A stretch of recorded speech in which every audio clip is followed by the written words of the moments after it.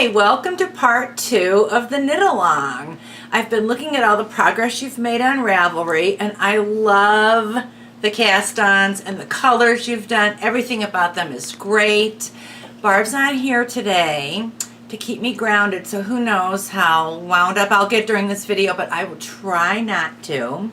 We are going to, by now you've seen the leg picture, and you've seen the different option for with the popcorns or without the popcorns. So what I'm going to do next is give you a little bit of an overview of the pattern. Then I'm going to show you something really cool, backwards knitting. Then I'm going to show you how backwards knitting makes popcorns so much easier. Finally, in case you struggle with this, and I did the first time I saw yarn over at the beginning of a row, I thought, whoa. Same with yarn over at the end. So I'll show you that real quickly. So sit tight and I'll be right back. Okay. All right, so here are the two different options for the leg. This option and this option are the same, except there are popcorns in this one. Now you'll notice that it zigs and zags. It tilts back and forth, which makes it really, really fun to do, gives it a great look, and is so easy to knit. You've looked at the instructions and you'll see that I think this is going to be one of your favorite go-to sock patterns. I really do. Now I have it here in the, these are my socks, by the way, in the Blueberry Crumble. It is definitely harder to see the pattern in it, but I don't care because I know it's there and I can see the dye tipping back and forth, and I love it. So these are for me, and then this is the little girl's one, and I'm down ready for the heel on this. And I put the popcorns in, and you can put the popcorns in the adult sock as well. Don't limit yourself, or don't think, oh, this is just for little girls, okay? And so I'm going to show you next how to knit backwards and make the popcorns. Make them fun. I'll be right back.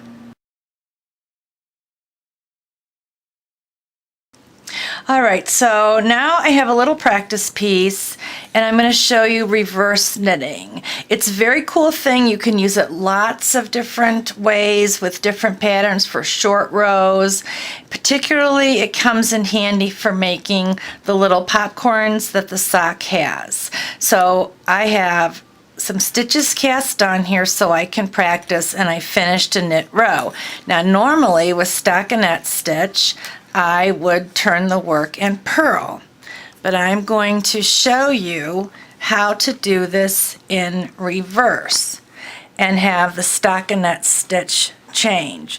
So I have my yarn held to the back, and I'm going to insert my left needle into the stitch, the first stitch, like thus. Then I'm going to wrap the yarn around and pull it through and lift it off. First stitch done. I go in, there you can see it, wrap it around and pull it through. Go in, wrap it around, pull it through. It takes a little bit of practicing. It feels funny. I think you left-handers out there that knit left-handed will be laughing because I think this is how you knit. Let me know. And I just go in reverse. So if you're knitting something with stockinette, you can use this. And if you're knitting something that requires constant turning, in, around, bring it through and lift it off. It feels funny at first, but it's very, very cool. And if you're out in public or at a knitting group event and people see you doing this, they'll be like, wow, what are you doing, you know? So I'm just working my way across the piece. Couple more stitches. My hands are sticky with this wool. There's that. There's that. Coming across. It takes a little bit, if you've never done this before, it takes a little bit of practice before it clicks. I probably said that already. And I actually figured this out. I know there are other videos out there, but for me, I figured it out knitting these popcorns. So there, I've knit backwards across, no purling, and it's maintaining the stockinette stitch.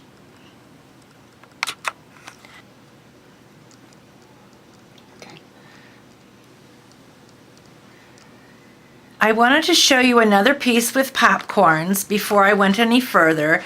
This is my KAL First Frost, and it's available in my Ravelry store, and the little popcorns add texture. What I like about popcorns as opposed to baubles is that they are solid in the back. They don't sink. Sometimes, for myself, when I knit baubles, I end up with kind of a hole and they sink through. But you can see on this, I'm only showing you because it's bigger, that there's not really a hole, and on the back it's solid. So let's move over to the little girl's sock now, and I can show you the popcorns on that. Also, they all have their own little personality. If you try to make these guys all look exactly the same, you won't be happy, and I want you to be happy. So there they are. And I will make a pair of these, and there's no spot in the back. It's solid, so it stays nice and up and shows the texture of the sock. Very, very pretty, huh?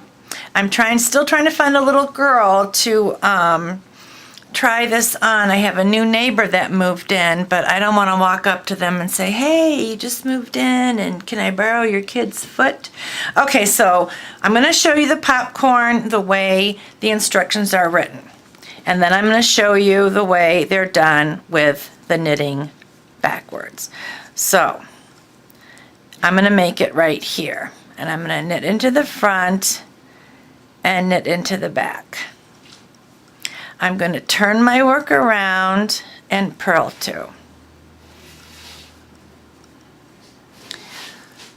Turn my work around and knit 2. Turn my work around and purl 2. Turn my work around, and it's this long thing. It doesn't look round at all, and I'm going to knit 2 together, pop it forward, and there's the popcorn right there. And if you want to do it that way, that's fine. That's fine. But you like learning new things. You told me, so I thought, okay, I'm going to show you something new. So now I'm going to make the next couple of popcorns using the knitting backwards technique. So I'm going to knit in the front and the back. Now, instead of turning my work, I'm going to knit 2 in reverse. So I'm going to go in, there's 1, there's 2, and that replaces the purl 2. I'm going to knit 2. Instead of purl 2, I'm going to knit 2 stitches in reverse. There it is.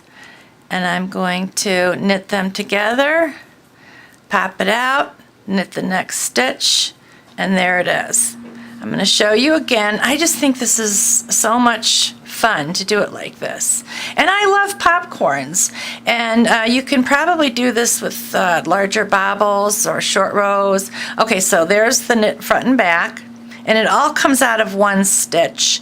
And it's all done over 2 stitches, which makes it nice and tight. Backwards, instead of purl 2, knit 2. I'm going to backwards knit 2. There's that. Whoops. There's that little guy. And it does look very strange. And knit 2. Now, if you don't pop it through and go on, you know, it's not going to show. So you're the boss of the popcorn. So pop it through and then knit the next stitch. And it's not going to sink. The solid is back. I'm going to show you one more time. All right. So knit front and back. And I pull on it. I don't worry about it staying really, really close to the needles. There's the knit two, or knit front and back, excuse me. Knit two backwards. Knit two the regular way. Knit two in reverse. And knit two together. Now, if you forget where you are, say you don't know how many you've done, you can just undo this very easily, and there's your stitch, and you think, oh, okay, all right. Knit front and back, two in reverse, whoops, last one, knit two, two in reverse, knit two together, be the boss, pop it through, and you're on your way. And you can see, there they are, they're all happy, they all look a little bit different, and but when it's all done, they all look really nice together.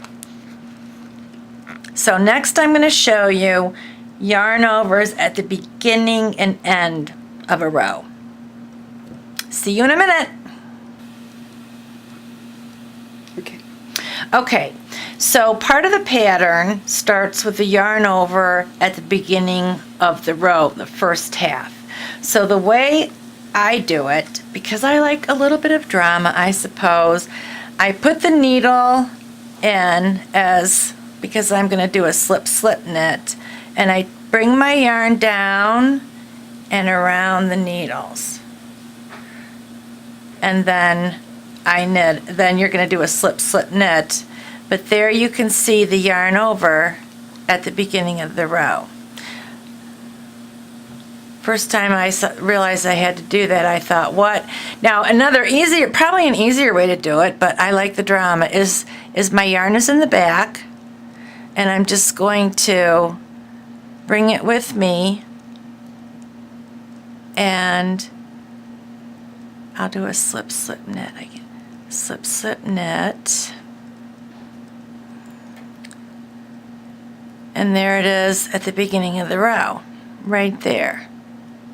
Easy peasy. Now, if you forget to do a yarn over, I don't think it's necessary to rip everything out and start over. So if you come around to your knit row, which I call gimme rows, in between, and you realize, oh no, I forgot to do a yarn over, just do a little, just pick up the yarn and put it on the needle, and that will cover you for that. Likewise, if you're in between stitches, if you see you have maybe two slip knits together, you can try to just pull up the bar in between. Now, to knit a yarn over at the end of a row or a needle, however you want to phrase it, I simply bring the yarn forward over this needle. And I'm going to knit next.